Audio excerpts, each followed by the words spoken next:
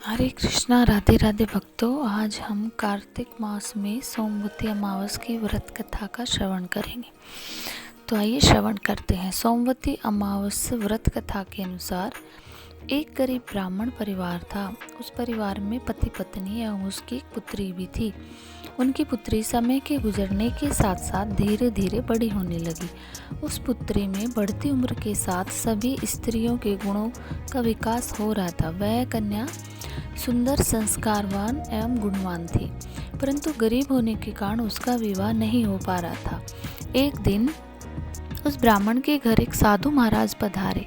साधु उस कन्या की सेवा भाव से अत्यधिक प्रसन्न हुए। कन्या को लंबी उम्र का आशीर्वाद देते हुए साधु ने कहा कि इस कन्या के हाथ में विवाह योग्य रेखा नहीं है। तब ब्राह्मण दंपति ने साधु से इसका उपाय पूछा। कन्या ऐसा क्या करे कि उसके हाथ में विवाह योग्य योग बन जाए। तब साधु महाराज ने कुछ देर विचार करने के पश्चात अपनी अंतर्दृष्टि में ध्यान करके बताया कि कुछ ही दूरी पर एक गांव में सोना नाम की एक धोबिन महिला अपने बेटे और बहू के साथ रहती है, जो बहुत ही आचार विचार और संस्कार संपन्न तथा पतिपरायण है।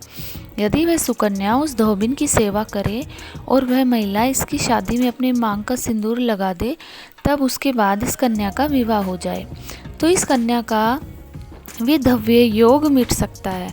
साधु ने यह भी बताया कि वह महिला कहीं बाहर आती जाती नहीं है। यह बात सुनकर ब्राह्मणी ने अपनी बेटी से धोबिन की सेवा करने का प्रस्ताव रखा। अगले दिन ही कन्या प्रातःकाल ही उठकर सोना धोबिन के घर जाकर साफ सफाई और अन्य सारे कार्य करके अपने घर वापस आने लगी। एक दिन सोना धोबिन अपनी बहू से पूछती है कि तुम तो सुबह ही उठकर सारा काम कर लेती और पता भी नहीं चलता।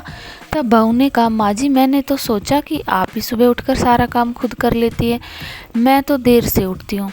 यह सब जानकर दोनों सास बहू घर की निगरानी करने लगी कि कौन है जो सुबह का सारा काम करके चला जाता है। कई दिनों के बाद धोबिन ने देखा कि एक कन्या मुंह ढके अंधेरे में घर आती है और सारा काम करने के बाद चली जाती है। जब वह जाने लगी तो सोना धोबिन उसके पैरों पर गिर पड़ी। पूछने लगी कि आप कौन है, इस तरह छुपकर मेरे घर की चाकरी क्यों करती है। तब कन्या ने साधु द्वारा कही ही सारी बातें बताई। सोना धोबिन पति परायण थी, अतः उसमें तेज था।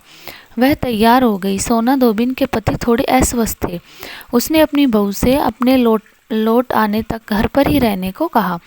सोना धोबिन ने जैसे ही अपनी मांग का सिंदूर उस कन्या की मांग में लगाया, सोना धोबिन का पति मर गया।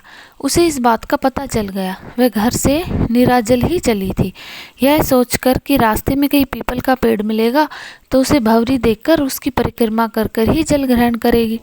उस दिन सोमवती अमावस थी। ब्राह्मण के घर मिले पुए पकवान की जगह उसने ईंट के टुकड़ों से 108 बार भंवरी देकर 108 बार पीपल के पेड़ की परिक्रमा की और उसके बाद जल ग्रहण किया। ऐसा करते उसके पति का मृत शरीर में जान आ गई और धोबिन का पति फिर से जीवित हो गया और उस कन्या को आगे उसका मनचाहा व्रत पति मिला।